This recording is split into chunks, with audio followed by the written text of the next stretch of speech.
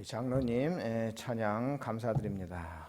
오늘도 감사 고백으로 시작하는데요. 오늘 감사할 제목이 여러 개 있었는데 그 중에 제가 오늘 한 가지 감사할 것은 뭐냐면 우리 윤현희 집사님이 다시 교회 나오시게 된 거 정말 감사드립니다.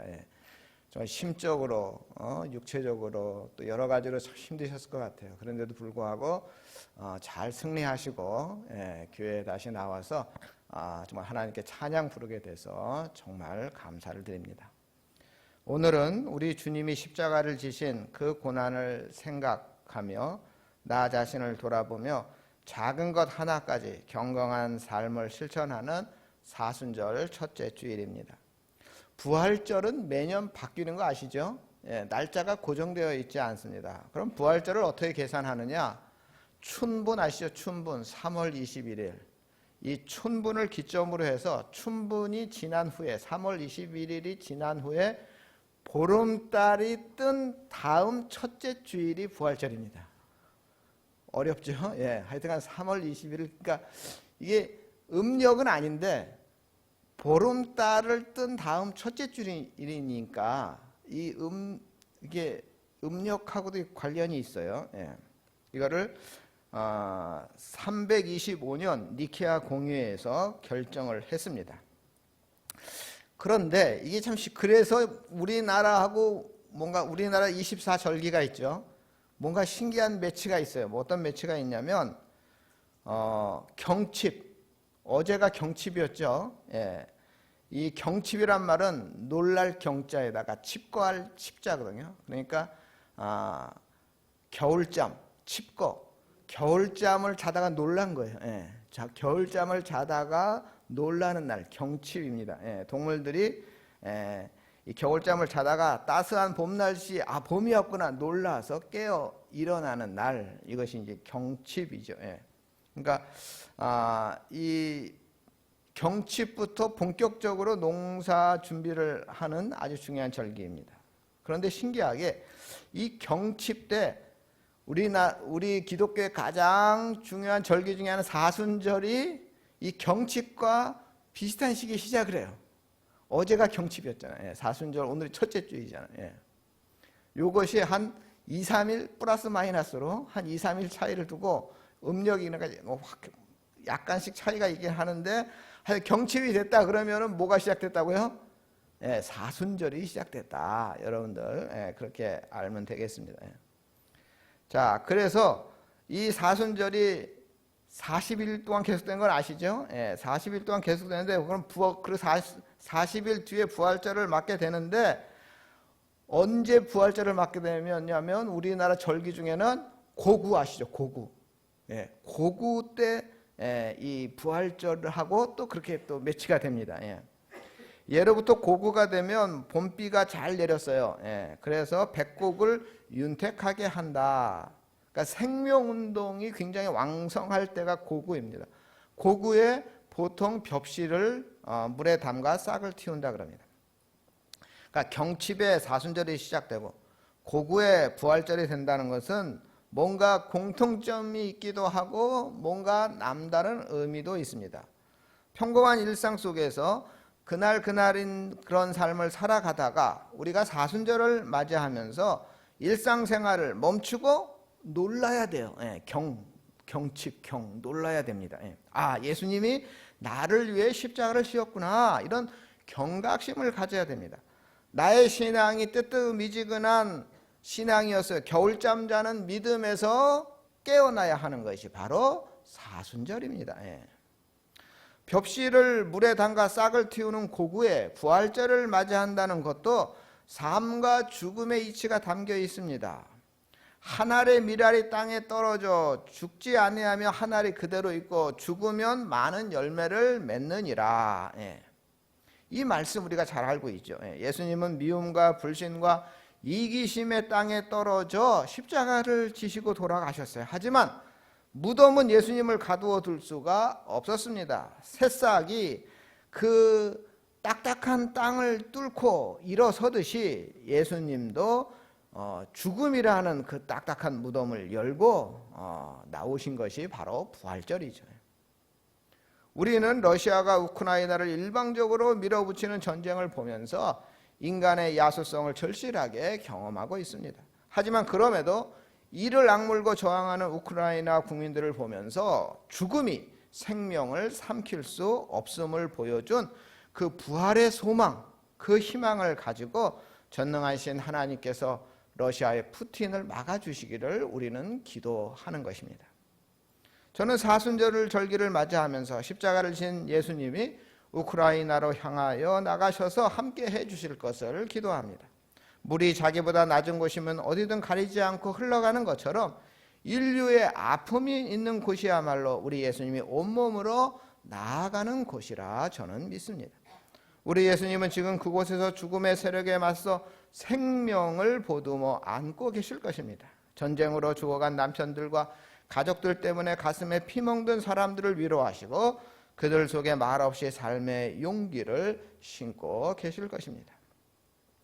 사도행전 3장 1절 제9시 기도 시간에 베드로와 요한이 성전에 올라갈새, 제9시는 오늘 시간으로 하면 오후 3시에 해당합니다.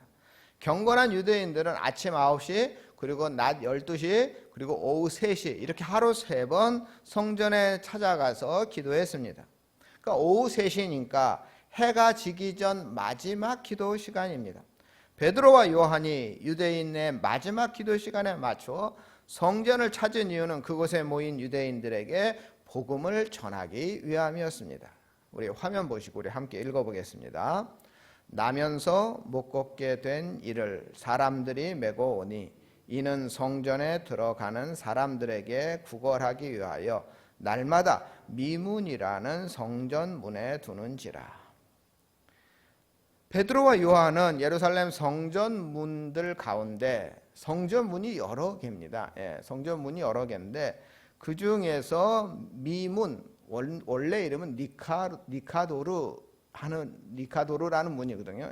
근데 이 문이 예루살렘이 이제 그 큰 문은 4개가 있어요. 그리고 작은 또 문이 또 4개가 있고 이렇게 있는데 하여튼간 이 문이 제일 아름답다 그럽니다. 그래서 이 문을 아름다운 문, 아름다울 미자를 써서 미문이라 그런 거죠. 그래서 그 요세푸스라는 유대인 역사가가 있는데 이 요세푸스라는 역사가는 살아 있을 때 이 미문을 직접 지나다닌 사람이에요. 근데 이 사람이 기록을 남겼는데 그 문의 크기 높이가 23m예요. 그러니까 굉장히 높은 거죠. 우리 이 천장 높이가 몇 메타예요? 한 6, 7m 되는데 그 문의 크기가 23m니까 이 문이 굉장히 큰 문입니다. 아주 엄청나게 큰 문인데 이게 이제 황동으로 이제 나무로 만들고 그 나무에 황동을 덮어 씌우고 그리고 금도금 한 부분, 은도금만 한 부분 이렇게 이제 조각을 넣고 그런 것들을 한 거죠. 굉장히 아름답다고 기록을 요세푸스 역사가가 기록을 하고 있습니다. 바로 그 아름다운 성전 문 미문 앞에 태어날 때부터 안진뱅이 거린이 앉아 있었습니다. 안진뱅이가 그것을 구걸 장소로 택한 이유는 무엇이었을까요? 그것이 사람들의 왕래가 제일 많은 곳이었기 때문입니다. 그 예루살렘 성의 문이 여러 개가 있는데 그 중에서 제일 많은 사람들이 왔다 갔다 하는 곳, 유동인구가 가장 많은 곳, 통행인이 제일 많은 곳이었기 때문에 그것에 앉아서 구걸을 한 것이죠. 사도행전 4장 22절에 보면 안진뱅이 나이가 한 40세 정도라고 나옵니다. 안진뱅이가 매일매일 그곳에 앉아 있었던 것은 안진뱅이를 데려다 주는 사람이 있었습니다. 그 사람, 안진뱅이를 데려다 주는 사람이 누군지는 성경에 나오지 않는데 뭐 추정해 보건대 이 안진뱅이를 요즘 그 뭐죠? 앵벌이라 그러나요? 그 도구로 사용한 사람들도 있었어요. 그러니까 돈을 걷게 하고 그 돈을 갈취하는 그런 사람이었을 수도 있고 또 가족일 수도 있겠죠. 이 안진뱅이 가족들이 갔다 왔을 수도 있습니다. 분명한 것은 그들은 이 안진뱅이를 성전 안으로 데려가서 예배를 드리거나 기도하게 한 것이 아니라 성전 문 앞까지만 데려가서 구걸하게 한 것이죠. 이스라엘 백성들에게 있어서 성전, 예루살렘 성전 안에 들어간다는 것은 굉장히 중요한 일입니다. 이스라엘 사람들에게 있어서 성전과 이들의 삶은 뗄래야 뗄 수가 없습니다. 근데 유대인인 이 안전뱅이는 이 유대인이면 누구나 가야 하는 이 예루살렘 성전에 들어갈 수 없어요. 자기가 움직일 수 없으니까. 단지 누군가가 문 앞까지만 데려다 주는 거죠. 그리고 구걸을 하는 거죠. 자력으로는 성전 안으로 들어갈 수가 없었던 이 선천성 장애인이 40년 동안 성전 이 미문 앞 그 이상을 갈 수가 없었기 때문에 이 안진뱅이에게 있어서 그 아름다운 미문 그 안에 예배, 기도 다 이런 건 그림의 떡이었습니다. 우리 성도님들, 내가 안진뱅이라고 한번 생각해 보시기 바랍니다. 지금 내가 앉아 있는 곳이 예루살렘 성전에서 가장 아름답다는 문 앞입니다. 그 문 앞으로 많은 사람들이 그 성전 안으로 들어갑니다. 그런데 나는 들어가지 못하고 구걸하고 있습니다. 참 나 자신이 비참하게 느껴질 수밖에 없습니다. 그런데 본문 8절에 그 불쌍한 안진뱅이 인생의 대반전이 일어났습니다. 화면을 보시고 우리 함께 읽어보겠습니다. 뛰어서서 걸으며 그들과 함께 성전으로 들어가면서 걷기도 하고 뛰기도 하며 하나님을 찬송하니. 그러니까 이 안진뱅이도 찬양하고 싶었어요. 기도하고 싶었어요. 예배 드리고 싶었어요. 40년 동안 한 번도 일어서 본 적이 없던 안진뱅이가 자기 발로 일어서서 첫 번째 한 일은 하나님을 찬양하며 성전 안으로 들어간 것입니다. 미문 앞에서 구걸하던 안진뱅이가 성전 안으로 들어가기 위해서는 먼저 이 아름다운 문 니카도르라는 이 문을 통과해야 합니다. 안진뱅이에게 그림의 떡이었던 이 미문이 이 안진뱅이에게 정말 그 성전에 그 들어가서 찬양하는 그 일이 정말 그림의 떡이었는데 드디어 자기가 내 스스로 성전 안에 들어가서 하나님께 기도하고 찬양할 수 있게 된 것이죠. 이때 이 순간에 안진뱅이가 얼마나 감격스러웠을까요? 처음으로 40평생 처음으로 그 아름다운 문을 통과해서 성전 안에 들어갔을 때 그때의 그 감격 대단했을 것입니다. 그런데 이 반전을 이루게 된 계기가 있습니다. 우리 화면을 보시고 우리 3번 우리 함께 읽겠습니다. 베드로가 이르되 은과 금은 내게 없거니와 내게 있는 이것을 내게 주노니 나사렛 예수 그리스도의 이름으로 일어나 걸으라 하고 오른손을 잡아 일으키니 발과 발목이 곧 힘을 얻고. 예루살렘 성전 미문과 그림의 떡이었을 뿐인 안진뱅이가 자기 발로 미문을 통과하여 성전 안으로 뛰어 들어갈 수 있게 된 것은 누가? 베드로가 예수 그리스도의 이름으로 안진뱅이를 치유해 주었기 때문입니다.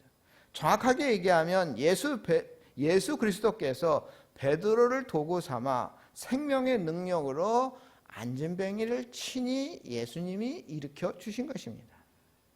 따라서 안진뱅이가 미문을 지나 성전 안으로 들어갔다는 것은 단순히 안진뱅이가 미문, 성전이란 건축물을 통과했다 하는 말이 아닙니다. 그것은 예수 그리스도 안에서 안진뱅이의 인생길에 아름다운 미문, 새로운 세계가 열리고 안진뱅이 인생 자체가 거룩한 성전으로 회복되었다 하는 것을 뜻합니다.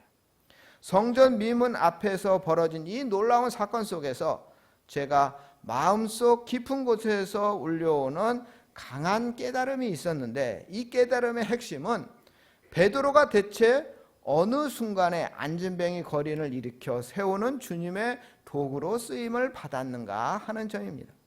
그러니까 어느 순간에 도대체 어떤 계기를 통하여 안진뱅이가 주님의 능력으로 치유가 되었는가 하는 점입니다. 바꾸어 말하면 예수님께서 어느 순간에 이 베드로를 통해 역사했는가 하는 점입니다. 그 결정적인 시점이 언제냐? 그 시점. 우리 3절 말씀인데요. 우리 4번 우리 화면 보시고요. 함께 읽어보겠습니다.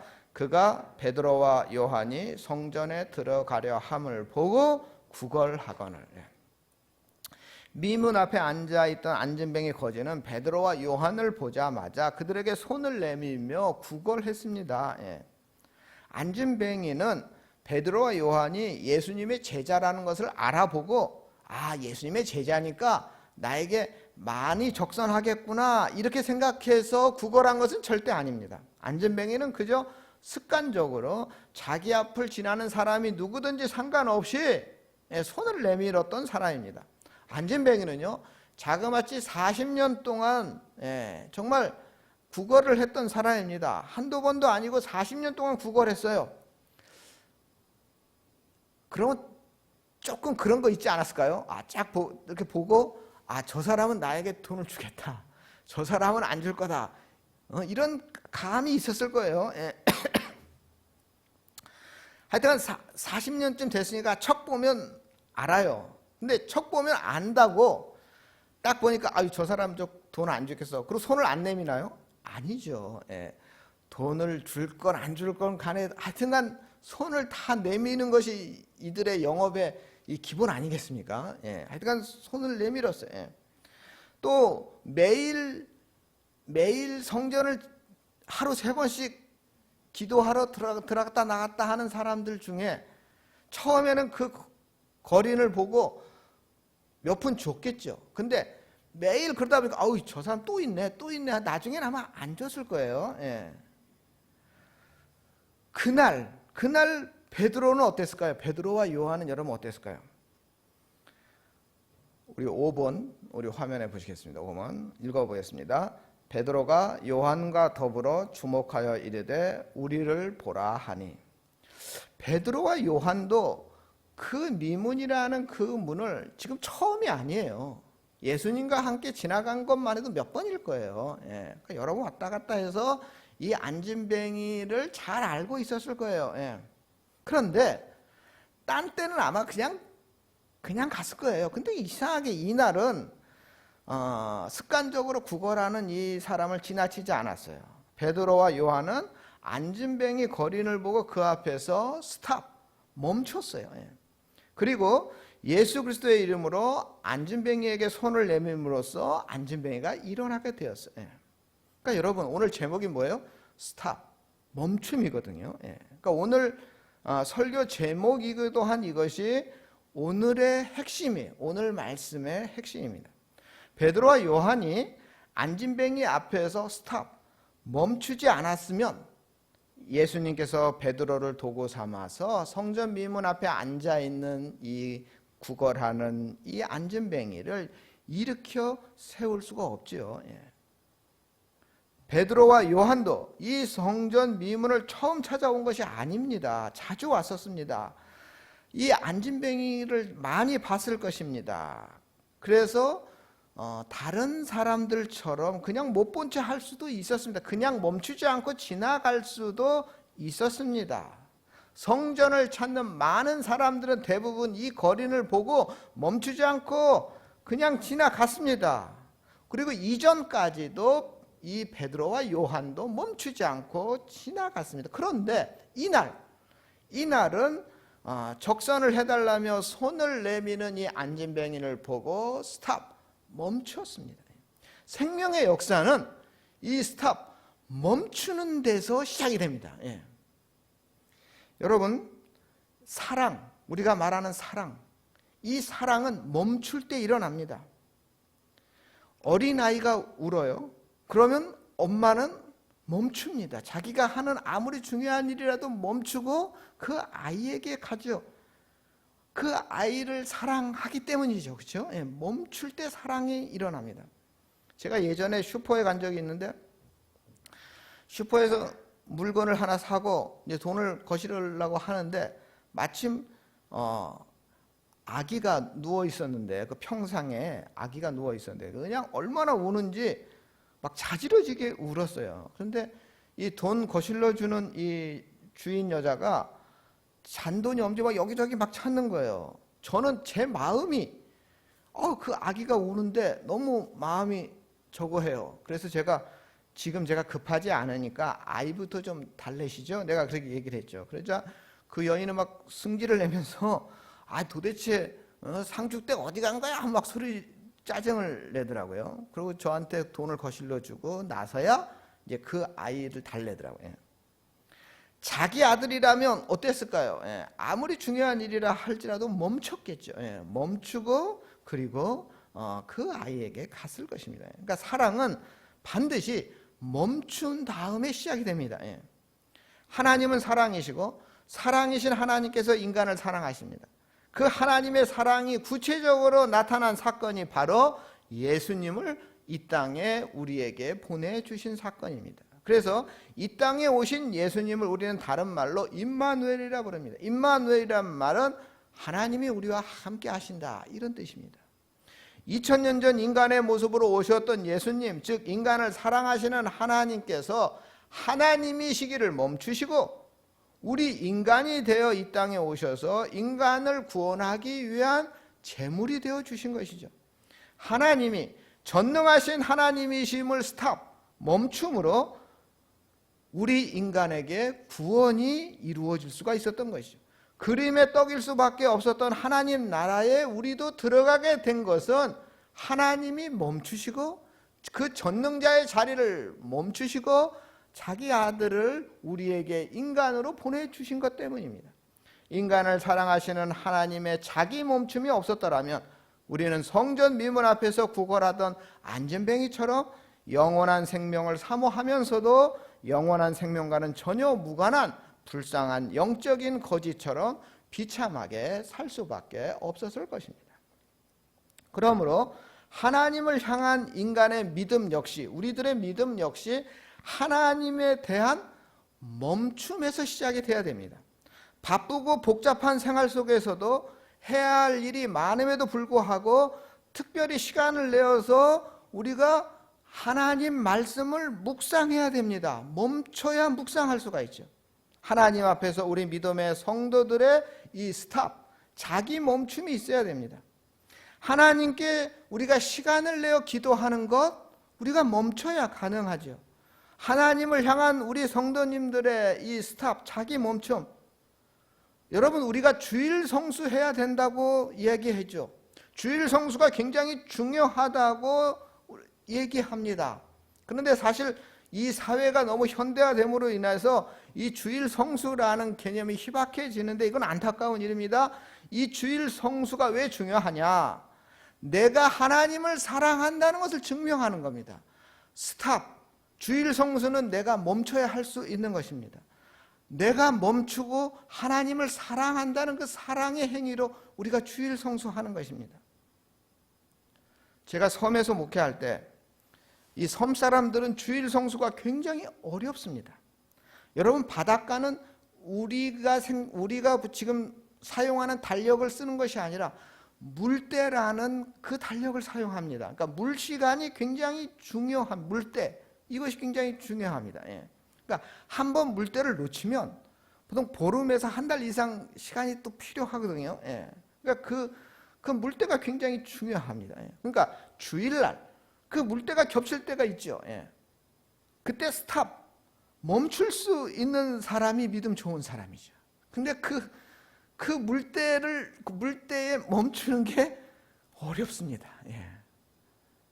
제가 섬에서 8년을 목회하면서 제가 정말 강제적으로 제가 이 권면을 한 적은 없지만 그래도 내가 그분들의 사정을 아니까 그래도 제가 수시로 정말 이 멈추시고 주일 성수를 하는 것이 하나님의 더 큰 복이 임한다 하는 것을 제가 수시로 제가 교육을 했는데 8년이나 했음에도 불구하고 그 멈춤이라는 게 이게 참 쉽지 않습니다. 우리가 하나님께 예물 드리는 것이야말로 멈춤입니다. 멈춰야 예물을 우리가 드릴 수가 있습니다. 특히 우리 11조 예물을 드리는 것은 하나님을 향한 그 사랑의 시작인데 멈춰야 이 11조를 드릴 수가 있습니다. 제가 서울에서 사역할 때 1,000만 원 이상 11조 헌금을 하는 사람이 있었거든요. 주변 사람들이 뭐라고 할까요? 정신 나갔다고 생각합니다. 예. 여러분 11조 100만 원 하는 거 쉽지 않습니다. 가족들이 반대할 겁니다. 여러분 1,000만 원을 내 가족들을 위해 쓴다고 생각하십시오. 예, 한번 생각해 보세요. 얼마나 할 게 많습니까? 얼마나 생색내기 좋겠습니까? 예. 자녀들을 위해서 가족들을 위해서 뭐든지 할 수 있지 않겠어요? 그러니까 자기만을 위해 질주하던 멈춤이 없으면 이 헌금, 특히 11조 예물을 하나님께 할 수가 없습니다. 예. 하나님 앞에 자기 자신의 이익을 스탑, 멈추는 사람이 바로 믿음이 충만한 사람입니다. 많던 적던 온전한 11조 예물을 드리는 사람은 멈추는 사람입니다. 멈추는 것을 하는 사람입니다. 우리 인간이 삼위일체 하나님의 말씀 앞에서 자기의 생각과 자기의 판단과 자기의 계산을 멈출 때 삼위일체 하나님의 생명과 능력으로 체험을 받고 하나님의 도구로 쓰임을 받을 수가 있습니다. 하나님도 하나님의 시기를 멈추시고 독생자를 인간으로 보내셔서 인간을 사랑하셨듯이 우리도 우리의 하나님을 향한 사랑으로 멈춰야 됩니다. 우선 멈추고 하나님을 위해서 내가 해야 될 것은 무엇인가? 이 사순절은 멈춤의 시간입니다. 멈춤. 이 사순절은 정말 내가 그동안 뜨뜻미지근한 그 신앙생활을 해오던 겨울잠에서 멈추는 시간입니다. 베드로와 요한은 배움이 없는 자였습니다. 하지만 하나님께서 스탑, 멈춤이라는 이 사실을 깨닫고 실천한 사람이었습니다. 베드로와 요한에게 영원한 구원과 하나님 나라를 주실 사실을 믿고 이들은 멈춤을 했던 사람입니다. 더 나아가 베드로와 요한은 자신들도 누군가를 위해서 멈춰야 되겠다. 누군가를 위해서 하나님의 도구가 되기 위해서는 나도 멈춰야 된다 하는 것을 깨닫고 있었던 사람입니다. 베드로와 요한은 아무 의미도 없이 그저 습관적으로 손을 내밀며 기계적으로 구걸하던 안진뱅이 거린 앞에서 예수 그리스도의 이름으로 스탑, 멈춤한 것입니다. 베드로의 이 스탑, 멈춤을 통로로 삼아 하나님은 안진뱅이 거린을 일으켜 세우신 것입니다. 이 사실은 결코 신화나 전설이 아닙니다. 이 사실은 2000년 전 예루살렘 성전 미문 앞에서 실제로 일어났던 역사적인 사실입니다. 이 역사적인 사실을 우리가 믿는 것이 굉장히 중요합니다. 이 말의 의미는 오늘도 우리가 하나님과 사람을 사랑하기 위해 하나님의 말씀 안에서 우리의 생각과 계산을 스탑, 멈추면 똑같이 생명의 역사가 오늘날에도 일어난다는 사실입니다. 2000년 전 성전 미문 앞에서 역사하셨던 하나님께서 오늘 우리와 함께 계시기 때문입니다. 지난 수요일부터 시작된 사순절, 인간을 구원하시기 위해 임마누엘 하나님께서 하나님이시기를 스탑, 멈추시고 정말 인간의 몸으로 이 땅에 오셨고 십자가 고난을 당하신 그 엄청난 희생과 고난을 기리고 구원받은 하나님의 자녀답게 살지 못한 우리의 그릇된 삶을 참회하는 기간이 바로 사순절 절기입니다. 그렇기 때문에 사순절의 참된 의미는 우리 모두 하나님과 다른 사람들 앞에서 스탑, 멈춤, 자기 멈춤을 실행하는 데 있다는 사실을 알아야 하겠습니다. 우리는 모두 사순절을 맞아 하나님 앞에서 말씀으로 스탑해야 됩니다. 기도로 스탑, 멈춰서야 합니다. 쫓아야 할 하나님 말씀 앞에서, 사랑해야 할 사람들 앞에서 우리의 이기적인 판단과 계산을 스탑, 멈추고 하나님의 생명과 능력으로 체험을 받는 우리 전원교회 성도님들 모두 다 되시기를 주님의 이름으로 축원합니다. 거룩하신 하나님께서 스탑, 멈추시고 우리를 위해 친히 십자가의 제물이 되심으로 우리를 죄와 사망에서 구원해 주심을 감사드립니다. 하나님의 스탑, 멈춤이 있었기에 영원한 하나님 나라를 우리도 들어갈 수 있음을 믿습니다. 우리들도 사순절을 맞이하여 욕망의 길에서 과속하지 말게 하시고 스탑, 멈추어 회개하게 하여 주시옵소서. 우리의 생각과 계산을 스탑, 멈춤으로 하나님의 생명과 사랑으로 우리의 영혼이 가득 차는 복음의 신비를 깨닫게 하여 주시옵소서. 2000년 전 성전 미문 앞에서 역사하셨던 그 하나님의 역사가 오늘 이 시간 우리 전흥교회에서도 역사하게 하여 주시옵소서. 예수님의 이름으로 기도드립니다. 아멘. 우리 547장 찬양드리겠습니다.